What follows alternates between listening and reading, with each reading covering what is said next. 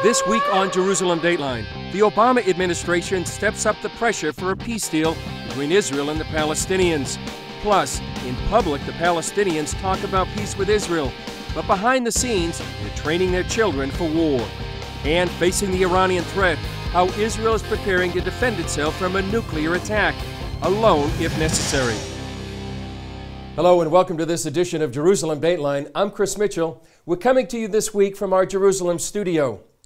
Secretary of State John Kerry is piling up the frequent flyer miles between Washington and the Middle East, making 10 trips to the region in the past year. It's all part of a major U.S. effort to broker an agreement between Israelis and Palestinians. However, some believe the Obama administration's desperate push for a deal might put Israel's security in jeopardy. Kerry says his efforts are not mission impossible. And which I think presents us now with the possibility of trying to find a framework agreement which would really lay out the end game and lay out the framework for the major issues to guide the negotiations from this point forward. It's not an interim agreement, it's not a transitional period, it's beyond us. We're working hard to achieve an agreement on all core issues. Those core issues include security, borders, and the fate of Jerusalem. One reported issue is the proposal that Israel give up the strategic Jordan Valley to the Palestinians. Yet 3 U.S. senators, former Senate colleagues of Secretary Kerry, told a Jerusalem press conference recent history shows when Israel gives up land, it puts the country at risk. After Israel left Gaza in 2005, Hamas and other terror groups have fired thousands of rockets into Israel. Here's the one thing that I think dominates the thinking in Israel. Once you withdraw, then the ability to go back is almost impossible. You know, once you give up your ability to kind of chart your own destiny, look at Gaza. What's the chance of going back into Gaza militarily? Former Israeli Ambassador Danny Ayalon told CBN News he believes the agreement would base a future Palestinian state on the West Bank, including Jerusalem. I believe that the deal that he offers is a 67 borders, or the basis of 67 with swaps on a 1-to-1 ratio. It would include Jerusalem. As far as Kerry is concerned, this is what I believe. That should be for recognition by the Palestinians of a Jewish state. While Kerry puts U.S. prestige on the line to create a Palestinian state, some are concerned that Palestinians see the negotiations only as one stage in their long-range plan. A senior Palestinian official, Abba Zaik, told Syrian TV a Palestinian state based on the 1967 lines was only the beginning. He said even the most extreme among us, Hamas or the fighting forces, want a state within the 67 borders. Afterward, we will have something to say, because the inspiring idea cannot be achieved all at once, rather in stages. Many interpret the inspiring idea as the elimination of the State of Israel. While John Kerry pushes Middle East peace, Palestinian leaders seem to be spreading a different message to their own people. Some shocking video reveals why the Israelis don't believe the Palestinians are a true partner in peace.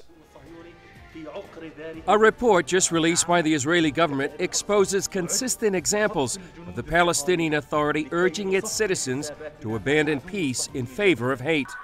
For example, this video shows Palestinian children shouting, "Lift your hand, raise your voice, this Zionist must die." The main messages of this incitement on daily basis that is projected and transmitted on daily basis is that sooner or later Israel should be eliminated. The annual Palestinian Incitement Index shows that while the Palestinian Authority says one thing in English to a Western audience, it communicates an entirely different message to their own people in Arabic. These messages contain 4 main themes. Israel has no right to exist. Its disappearance is unavoidable and should be expected soon. Jews are subhuman creatures and must be dealt with accordingly. All forms of struggle, including terrorism, are legitimate in order to realize their final goal. One example features this young Palestinian girl. She sings, "O you who murdered Allah's pious prophets, O you who were brought up on spilling blood, you have condemned to humiliation and hardship.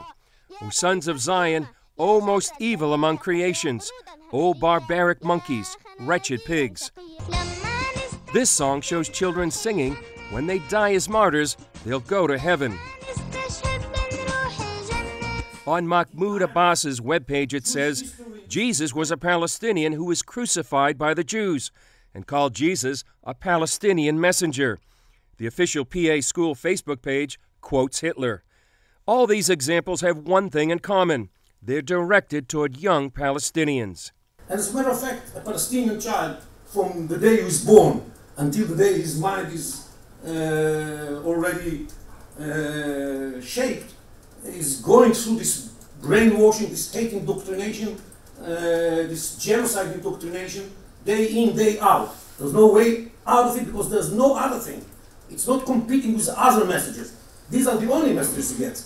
Ironically, Palestinian incitement increased during the latest round of peace negotiations by U.S. Secretary of State John Kerry. It seems the prospect of peace is a mirage, not only for Israel, but throughout the Middle East. That story and more in our weekly news wrap-up. Thanks, Chris. Hello, everyone. I'm George Thomas. Iraq's government is desperately trying to dislodge al-Qaeda fighters from two major cities. Militants from the group are trying to take over a strategic province. The Iraqi government has lost control of the cities of Fallujah and Ramadi to al-Qaeda. Inside Iraq's Anbar province, masked terrorists brandishing guns and rocket-propelled grenades and chanting "God is great" have vowed to punish anyone who supports the Iraqi government. The revolutionaries of Fallujah tribes have resolved to punish those, the Kavajas, who are linked to the sectarian government.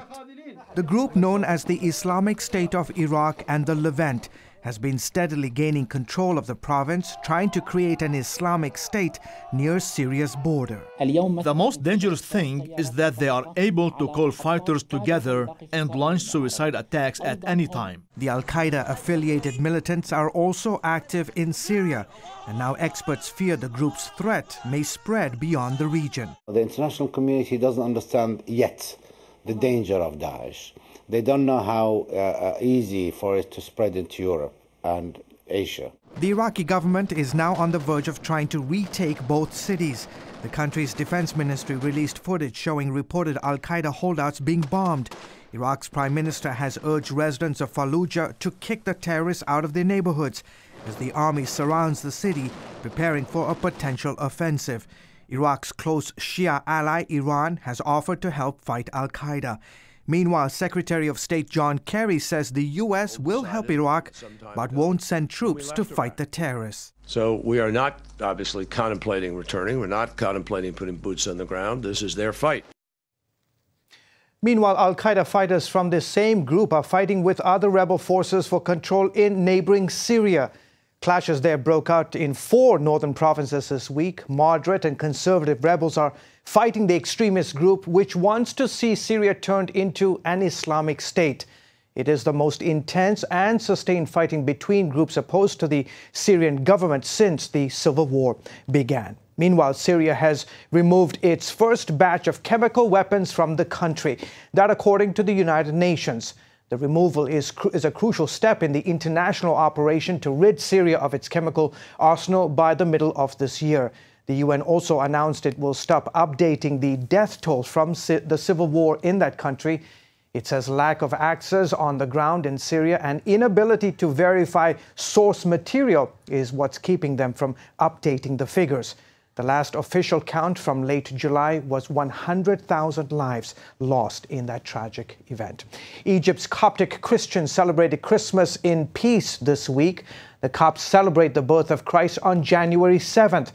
Reuters news agency reports uninformed officers stood guard outside churches while security forces and military units patrolled the streets. Earlier, Egypt's temporary president met with Coptic Pope Tawadros to reassure the Christian community. Adli Mansour is the interim president installed after the military ousted Islamist Mohammed Morsi in July. Radical Islamists blamed Christians for Morsi's removal. prompting Muslim mobs to destroy scores of churches. Coming up, Iran's nuclear threat. Has the West been lulled into a false security by the new president? Our discussion with former Israeli ambassador to the U.S., Danny Ayalon.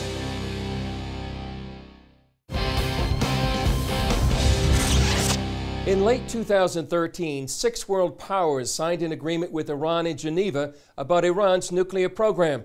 We sat down with former Israeli ambassador to the U.S., Danny Ayalon, about what this means to Israel and the United States. Ambassador Ayalon, thanks for joining us on Jerusalem Dateline. Good to be with you, Chris. You know, the Geneva Agreement, some people say, was a game changer when the P5+1 signed this agreement with Iran. And do you see a shift in the U.S. relationship with Iran right now here in the Middle East? Well, I see an attempt. Whether it's reciprocal by Iran, I'm not sure. The fact that the United States would like to have a game changer with Iran is quite obvious. Whether the Iranians see it the same way, I'm not sure at all. The Iranians are as deceitful as ever. The agreement does not, in a decisive way, dismantles their illegal nuclear capabilities. And what I'm afraid is that we will see the North Korean model all over again, whereby North Korea a decade ago also tried a rapprochement with the United States. There was an agreement which legitimized the North Korean regime. They got some economic benefits, and boom, after a few years, they detonated a nuclear device. And from the Iranian point of view, unfortunately, we do not see a change of policy. The only goal that I see they have is to lift the sanctions, which were very crippling on their economy, also causing social unrest. So in a way, there is a reprieve now, for a respite for the Ayatollahs, and they can continually work on their nuclear program. And do you think this makes Iran closer to a nuclear device? They may suspend their activities at this point, but that means that they still have the potential, they still have the option, they still have all the capabilities, and at their own choosing and their own will, they can break through for a nuclear device. This is the main danger. They have not changed their idea of becoming a nuclear nation. For them, the nuclear capability is not an end goal, it's just a means to become the hegemon in the region and actually to further their influence through terrorism that they have always been practicing, and subversion against Saudi Arabia, Gulf countries, and also other countries beyond the Middle East. Yeah. Some people here in Israel saw like there was a shift by the U.S. towards Iran and away from their traditional allies like Saudi Arabia. Do you see that shift as well? Well, I'm not sure that this is an intended shift, but there's always this unintentional consequences. And the fact that none of American allies are happy with this, whether it's Saudi Arabia, other Gulf countries, Sunni countries, or even Israel, with the agreement which was reached, I think that should tell something in Washington, that they should not sacrifice their traditional allies for some kind of a dream which I'm not sure is even feasible or realistic. Iran and the Ayatollahs are a sworn enemy of the United States, of Western democracy and Western values, and that should be understood, that with Iran and the Ayatollahs right now it's a zero-sum game. And the fact that they may tactically change and put some kind of a pleasant face for a while, it's only for tactical reasons, is only to lift off the sanctions, but they are continue to work on their nuclear program, or at least keep the capabilities at their own choosing, and become dominant in the region. The Ayatollahs, from their perspective, they see two models. They see the Libyan model under Gaddafi, which voluntarily gave up the nuclear capabilities, and he is now 10 feet under. And then they see the North Korean, which came to some kind of agreement, and they have the nuclear device. It seems like they are going to repeat the North Korean model, and this is, I think, the real threat and danger at this point with the Geneva Agreement between the United States and Iran. And briefly, Ambassador, what are the consequences for Israel? Well, for us is at this point that there is no military option at this point, and that means that the threat for the region, not just for Israel, is much larger.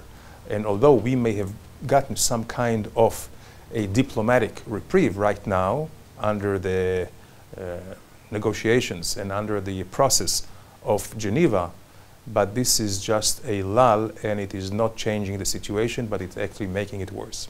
Ambassador Ayalon, thanks for your insight and understanding. Thank you. Up next, in 2013, the number of Christians killed for their faith nearly doubled. I'll tell you which countries are the most dangerous to be a follower of Christ.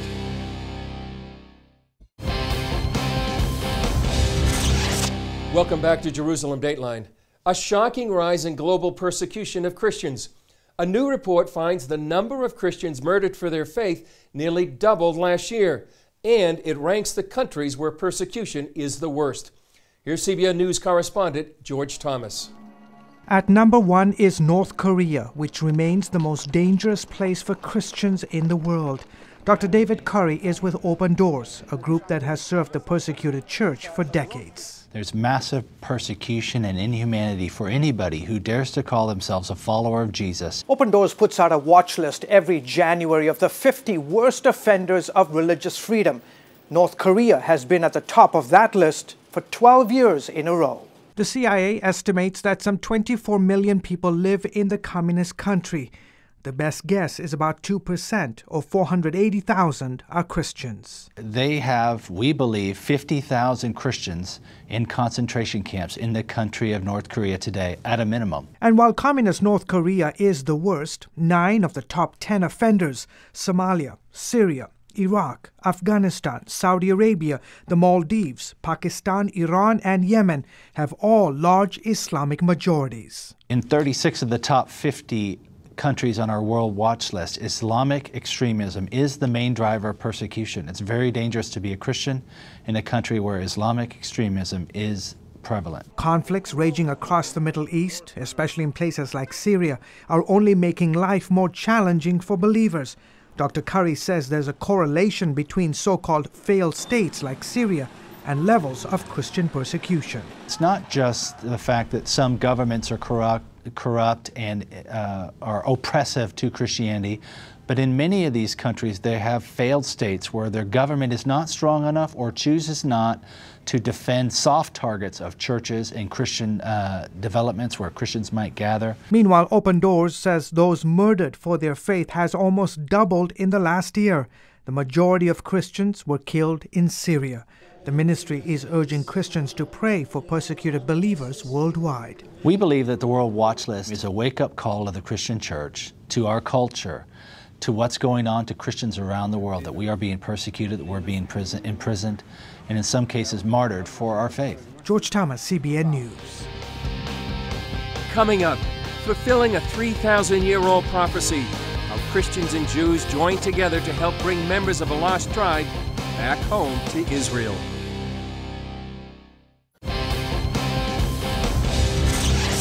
Finally this week, for nearly 2,700 years, a tribe called the B'nai Menashe, living in India, kept hold of their Jewish roots.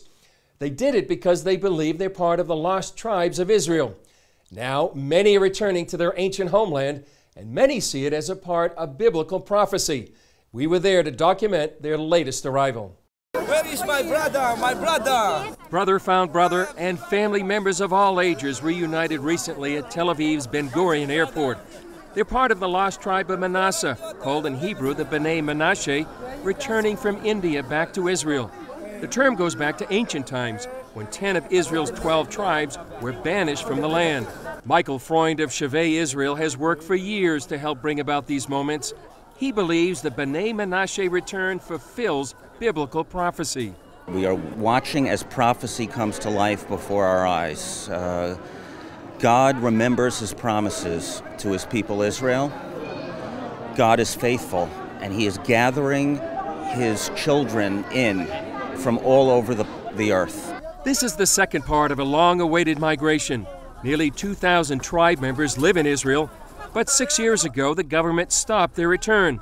Now the government will permit all the Bnei Menashe, about 7,000, to return. After 2,700 years of exile, Bnei Menashe is coming back.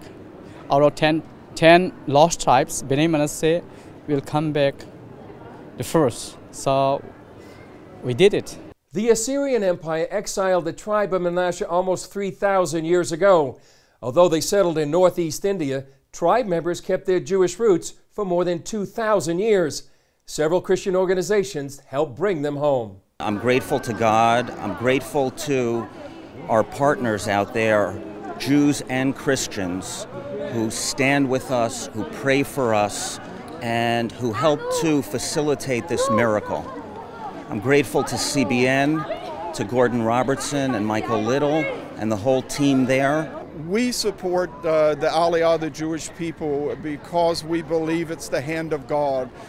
The Lord said that He scattered the Jewish people, but He would never leave them scattered among the nations. He would always come and find them, even if they were scattered to the ends of the earth.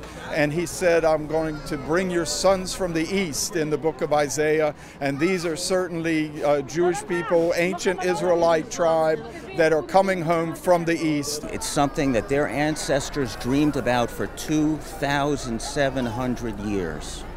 And despite being cut off from the rest of the people of Israel for so long, the Bnei Menashe never forgot who they are, they never forgot where they came from, and they never forgot where they dreamed of one day returning. And now, thank God, they're back home. It is amazing to see biblical prophecy unfolding before your very eyes. Well, that's it for this edition. I'm Chris Mitchell. We'll see you next time on Jerusalem Dateline.